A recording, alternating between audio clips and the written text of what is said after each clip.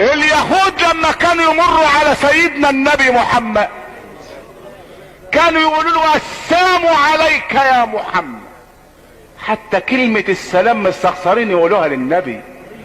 خدوا بالكم من محاولات اليهود وكراهيتهم للاسلام.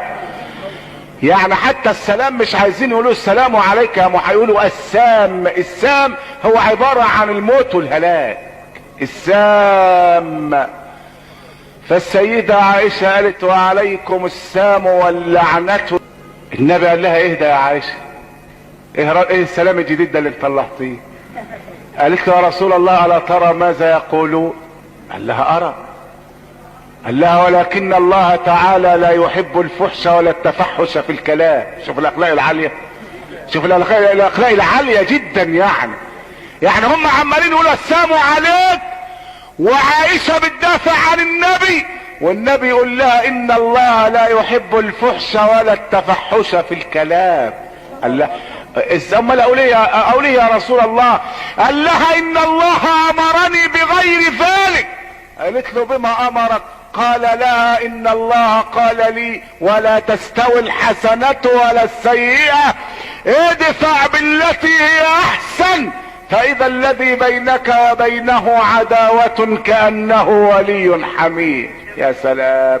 ومن يا رب اللي يقدر على دي؟ قال وما يلقاها الا الذين صبروا وما يلقاها الا ذو حظ عظيم. يا سلام. يا سلام لما تعامل المسيء بالاحسان وتدخر هذا عند الله. يا سلام لما يكون لك جار سيء وانت تبدأه بالسلام. تعرف كلمة السلام عليكم ورحمة الله وبركاته 30 حسنة. انت عارف لو انت داخل بيت وما فيهوش حد ابدا، وعارف ان انت لوحدك وفتحت بالمفتاح وما فيش حد جوه ابدا، برضه القي السلام.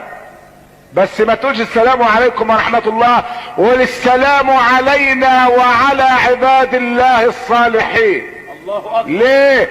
لان البيت فيه ملائكة وفيه جن مؤمن، فتلقى عليه السلام حتى لو البيت خالي.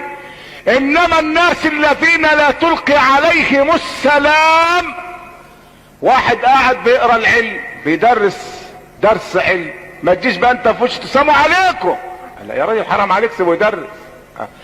كمان ما تلقيش السلام على اللي بيصلي، لان اللي بيصلي هيرد عليك ازاي. كمان ما تلقيش السلام على قارئ القرآن، واحد بيقرا قرآن ما تجيش في وشه سلام عليكم، تتوهه وتلخبطه.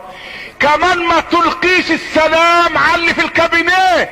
يعني السلام له اداب، له اداب وله احترام. انا عايزك توحد الله، تقول لا اله الا الله. طب افرض ان فلان متكبر لما بألقي عليه السلام ما بيردش عليه السلام. انت عارف ابن مسعود بيقول ايه؟ بيقول يا ليت الناس الذين القي عليهم السلام لا يردون السلام. قالوا له ليه؟ قال لان الله هو الذي يرد علي السلام. الله اكبر، الله اكبر. تصور هذا؟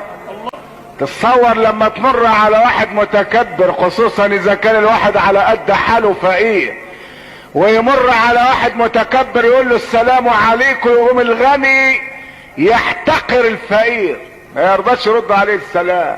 واذا رد عليه السلام مش يقول له عليكم السلام ورحمة الله وبركاته، يقول له سلام. سلام؟ سلام ايه يا ابني؟ سلام ايه؟ هو يعني حرام انك انت يعني ترد السلام على الفقير؟